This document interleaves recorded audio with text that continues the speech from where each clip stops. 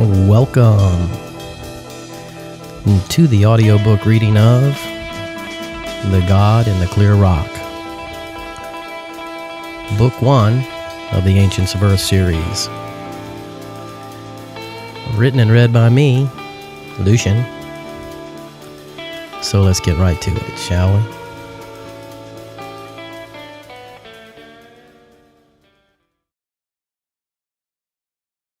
Chapter 3, 1544 A.D., Mayan Yucatan, Central America. Hurry! Follow me! The larger boy slipped around the narrow ledge like his bare feet were glued to the stone. Behind him, the other young boy matched him step for step. As they moved farther from where they climbed up, the mound of stones they used as a ramp began to angle down, leaving them nearly 20 feet above the floor. They scurried along the small 1-foot-wide ledge protruding from the solid wall in darkness as the light began to fall off quickly from the torches they left near the top of the rock pile behind them.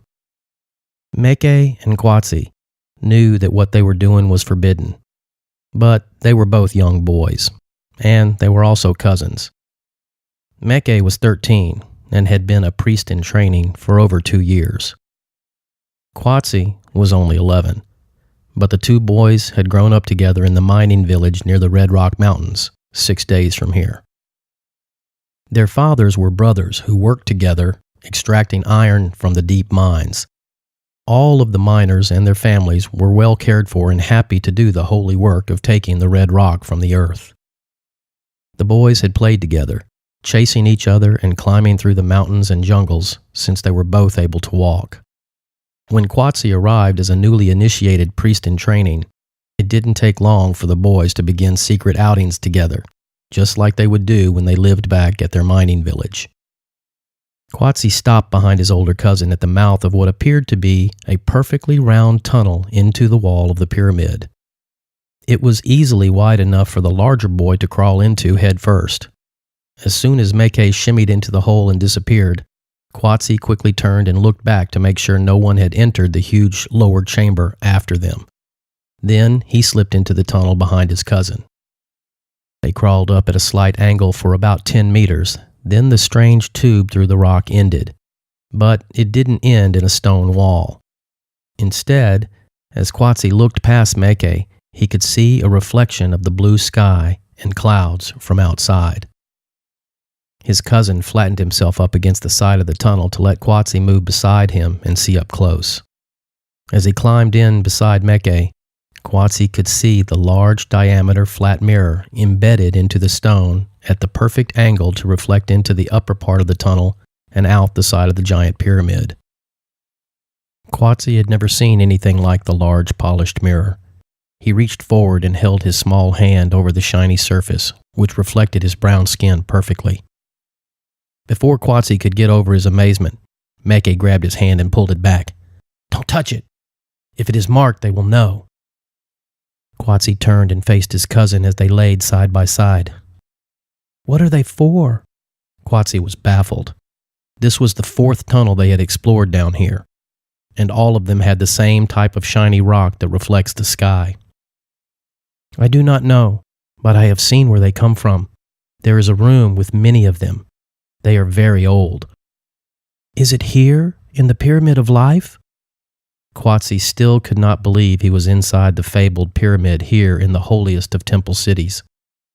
And the pyramid was more amazing and grand than anything Quatsi had ever imagined. He wondered if he would ever be able to tell his father he knew where the red rocks went when they finished getting them out of the ground. He and Meke had just climbed up one of the massive piles of ore at the very bottom of the pyramid in a room that was about to be sealed off with a wall. Meke had also shown him the many places around the room that held the iron bowl mirrors against the walls. Everywhere Quatsi looked on his stealthy tour with his cousin, he saw strange-shaped pieces of metal, which protruded from the walls of the pyramid or extended from section to section in deep lines embedded into the stone structure. The entire room was a mystery to the young boy. In fact, Quatsi had no idea what most of the things he'd seen here in the Temple City were actually for. The two boys made their way back down to the bottom floor, then climbed through the small opening still left in the hidden wall and out of the pyramid as quietly as a pair of mice.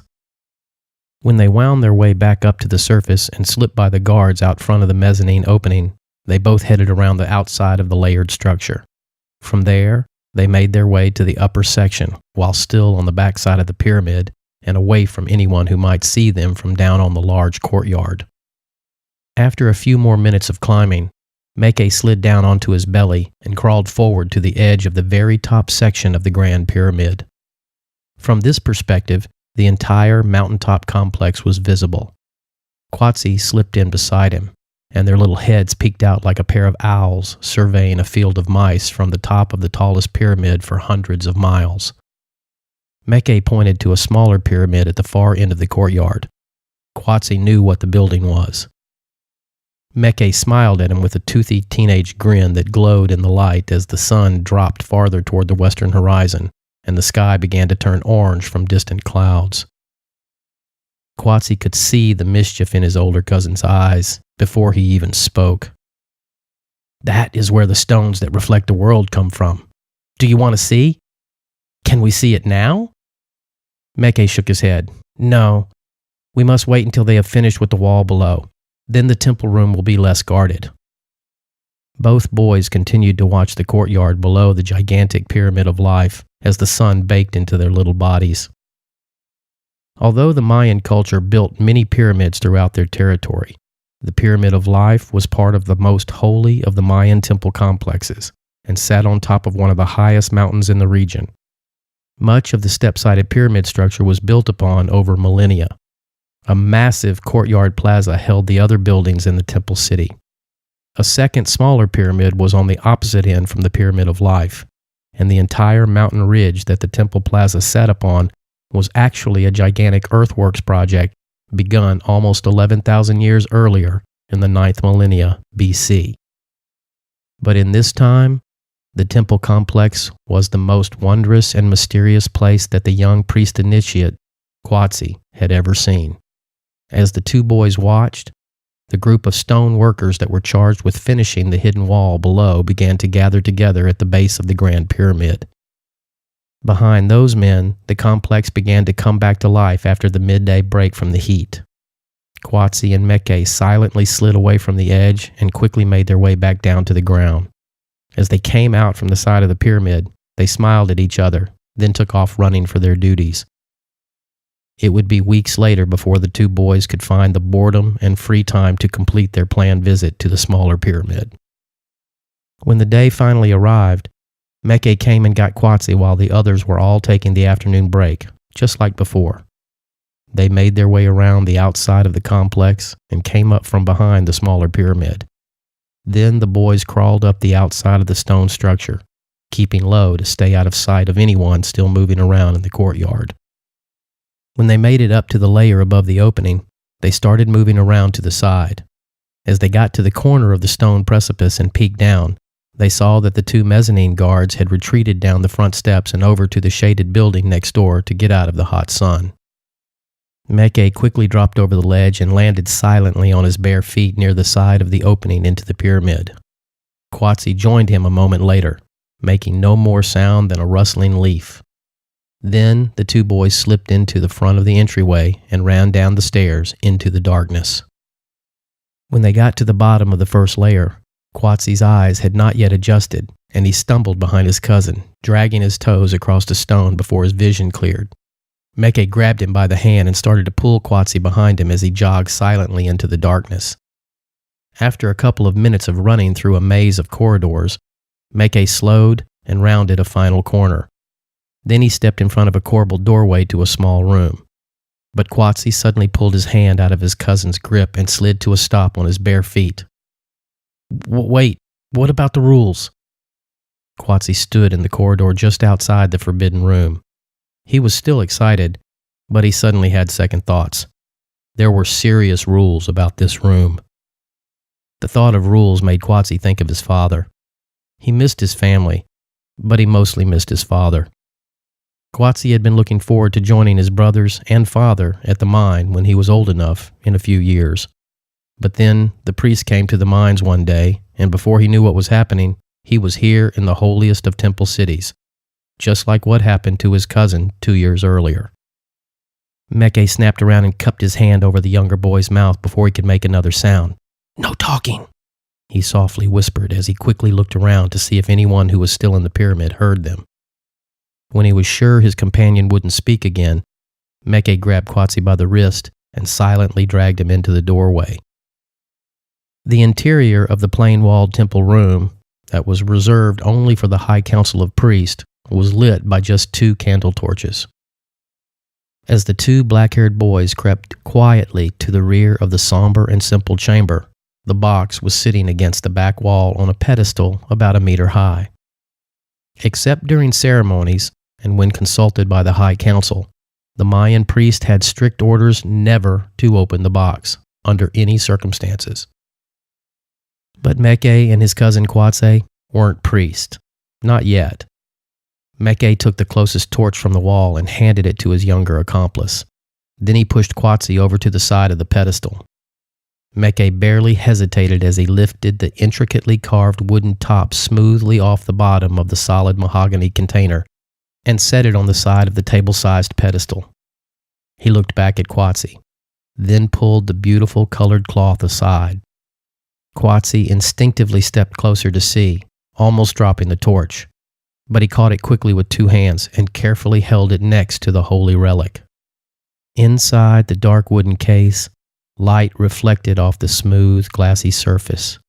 Small grooves of writing glowed with tiny prisms of light from the torch, which was now only inches from its surface. Rainbow-colored reflections seemed to shimmer and twinkle even in the dim orange glow from the open flame.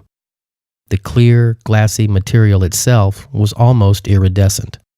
Both boys stared with wide-open eyes and slightly open mouths at the mysterious spectacle before them. Qatsi had never seen anything like it. Even Meke was showing respect as he slowly leaned in and stared closely at the strange, clear piece of rock. Qatsi wanted to touch it, but he was too in awe to move.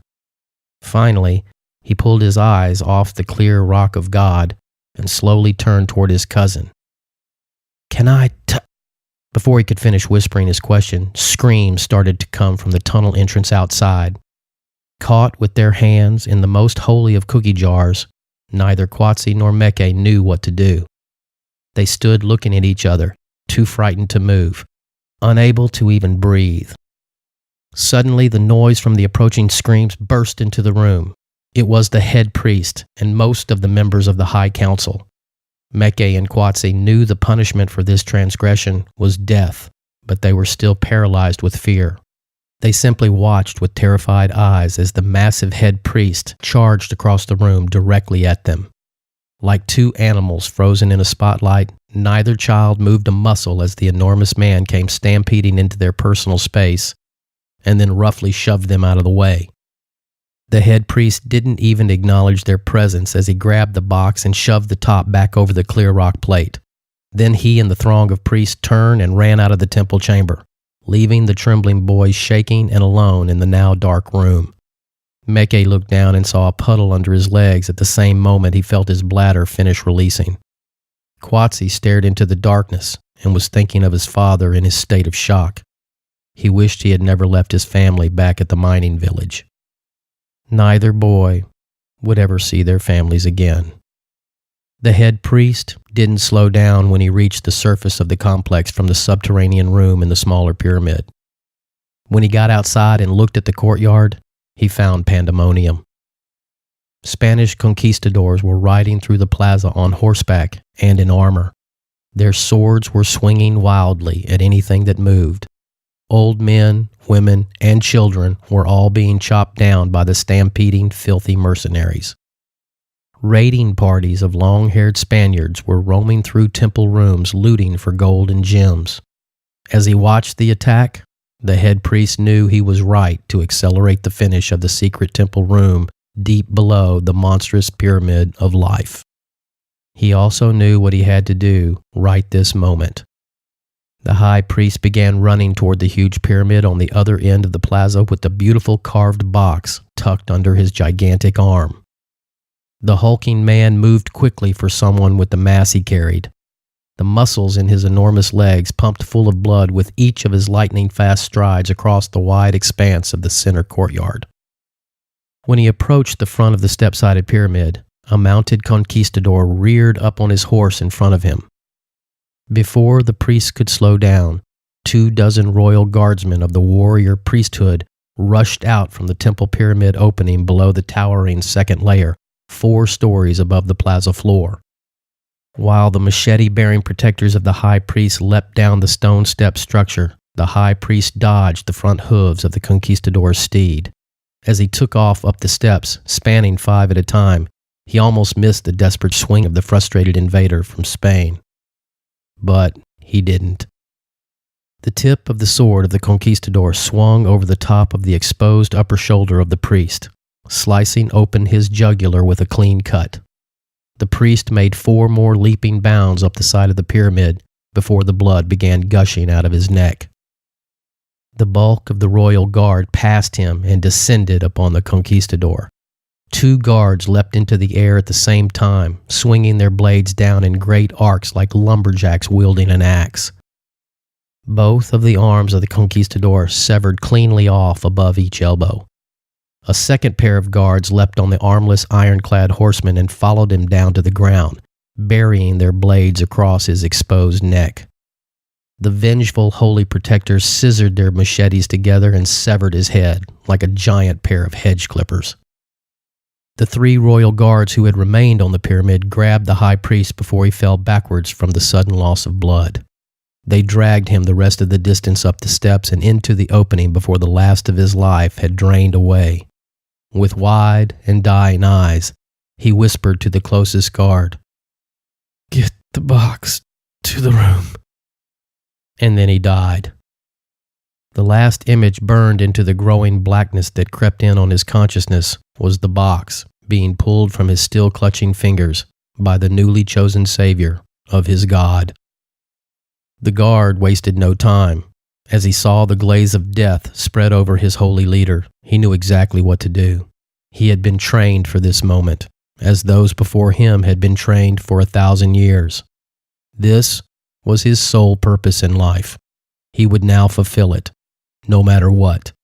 He had been chosen by the holy high priest himself.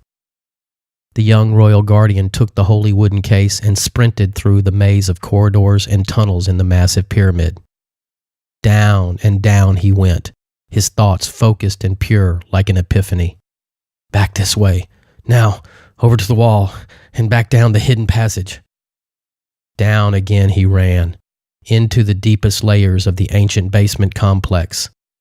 When he got to the bottom, the guard sprinted past the huge wall of glyphs and art that hid the entrance to the real reason for building this structure. The real reason men and women had sacrificed their lives to construct this pyramid over the 10,000 years since it was begun. A reason that was now hidden behind a false wall, which would hopefully never be found. The guard only had a moment to ponder this as he took another turn and headed into an antechamber not far from the secret wall. The room was lit with dozens of candle torches, as was the entire pyramid interior. The bright paintings and the glowing torchlight made the inside of the stone and earth monument seem comfortable. The small room had nothing in it that would seem to confer a purpose to the antechamber. It laid off a large passageway to the false hallway room that hid the entrance to the central pyramid basement. It almost seemed an afterthought of design. When he got in the room, the royal guard ran to the far back corner with the box. The back wall of the chamber was covered in beautifully intricate carvings and glyphs that went from the floor up onto the curved ceiling. The carvings near the bottom were larger and more convoluted than those on the top half of the carved mural. Half bird and half men creatures crossed over and under each other, with arms and legs intertwined with wings, beaks, and feathers.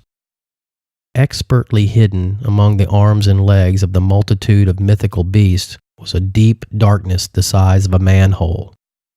When he got to the corner, There were several other royal guards of the warrior priesthood waiting beside the entrance to the hole in the wall. One of them tried to reach for the box, but the chosen guardian of the sacred stone dove for the opening with the mahogany case tucked under his body. Just inside the tunnel was a large pile of heavy blankets bound together with leaves and stuffing in the middle. It was a crude mattress made to fit under the box as it slid through the hidden passage. The guard shot into the opening and landed on top of the box, on top of the mattress. He immediately shoved himself vertically until he slammed his head and back into the top of the small tunnel.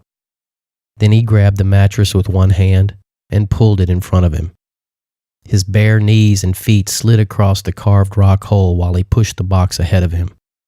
He could only hold himself upright with one hand as he carefully guided the mahogany treasure down the square hole, which was only inches wider than the box itself. His hand began to bleed almost immediately, long before he could see the dim light in the far distance of the hole. But only the hand he used on the ground was bleeding. The hand he used to push the box never touched the dirt or the rocks. No blood from the dutiful savior of the secret of the Maya would stain the box. As the guard kept his momentum at the pace of a fast stroll down a street, the fingers of the hand he was driving into the rock began to lose skin and flesh to the bone. But the guard didn't stop. He didn't even slow down. He didn't dare. He was the chosen one. When he reached the end of the tortuously long tunnel, another royal guard was there to grab the box out of the hole. The chosen one jumped out as best he could with bloody knees and only one working hand. The other guard carried the box over to the only object in the small octagonal-shaped room with a ceiling too low to stand. A short pedestal about 4 feet across and a little under 3 feet tall sat in the middle of the vertically challenged room. The light from the one torch threw shadows over the intricate carvings on the pedestal sides. The top of the pedestal was perfectly flat and smooth. Exactly centered in the square pedestal was a hole that was just large enough to hold the wooden case. After he reverently placed the box into the hole in the pedestal top, he and the wounded royal guard crawled to the far side of the pedestal. Leaning against the back of the table was an intricately carved top that was matched to the stone bottom. Both of the men grabbed the sides of the massive carved pedestal top. The bloody and raw fingers of the chosen one ground into the rough stone on the edge of the cover. Calling on every ounce of strength in his damaged body, the chosen one lifted his half of the 350-pound top until it was horizontal. Then the two men started to hover the stone cover into position over the pedestal. The pain in the chosen one's hand was now making itself known. He could feel the actual bone in his first 2 fingers crunching against the stone in his hand. His knees were beginning to wobble and cramp from the long crawl he made to get in here. Just as he thought he would no longer be able to hold up his side, the other guard began to lower the top onto the pedestal. The intertwined carvings in the intricate top began to line up and slowly drop the final few millimeters. Then, his fingertips shattered from the load on the unprotected bone. The immense stone top fell the last 12 millimeters, and the chosen one screamed out in pain. The part of the top that was against the raw bones in his hand was the only part that had his blood on it. It was this exact piece which snapped cleanly off when the top fell the final fractions of an inch. The small broken stone fell onto the ground in front of the chosen one. As the other royal guard crawled toward the exit hole, the chosen one grabbed the broken piece and tried to put it back into the spot where it belonged. But the carvings designed to hide the top prevented it from fitting. There would be no way to put the piece back in without removing the top, and he couldn't do that alone. He looked up in time to see his only source of help shimmy into the hole with the mattress and disappear. He grabbed the broken piece of stone in his damaged hand and extinguished the torch against the wall before he limped into the exit hole and crawled toward a future he had never trained for. His sole purpose in life had just been fulfilled. The god Itzamna had been saved from the hordes of savages that were now raping and pillaging his sacred temple. Then he remembered the high priest was also dead. He watched him die with his own eyes. And then the guard did what the high priest charged him with doing, what he had trained his whole life to do. He saved his God.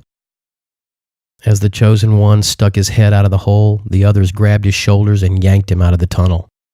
Then they quickly slid a carved stone, which was lodged between the legs and wings of the relief carving, into the hole opening. They pushed it back into the wall, and the perfectly fitted block of stone slid into place.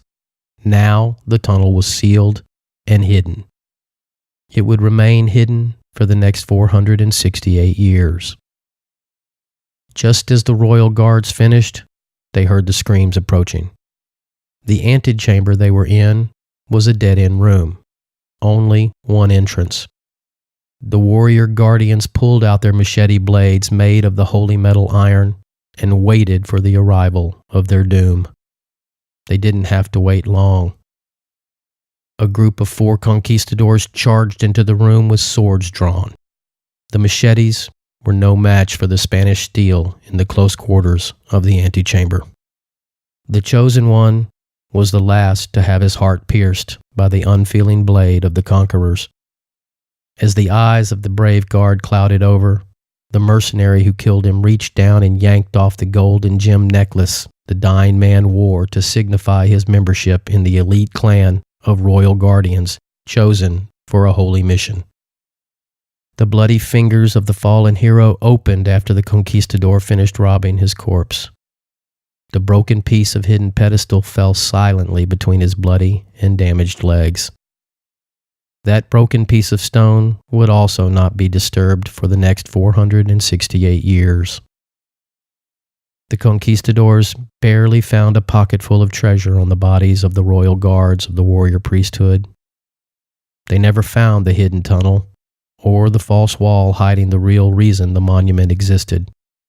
They never found the hoard of gold they hoped to find, either.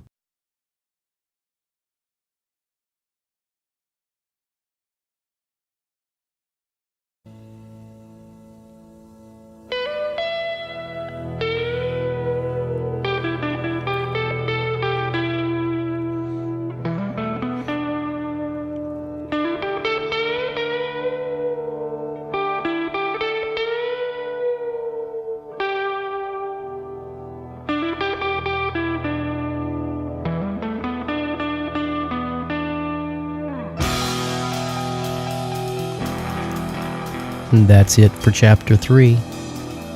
I'll see you on Chapter 4.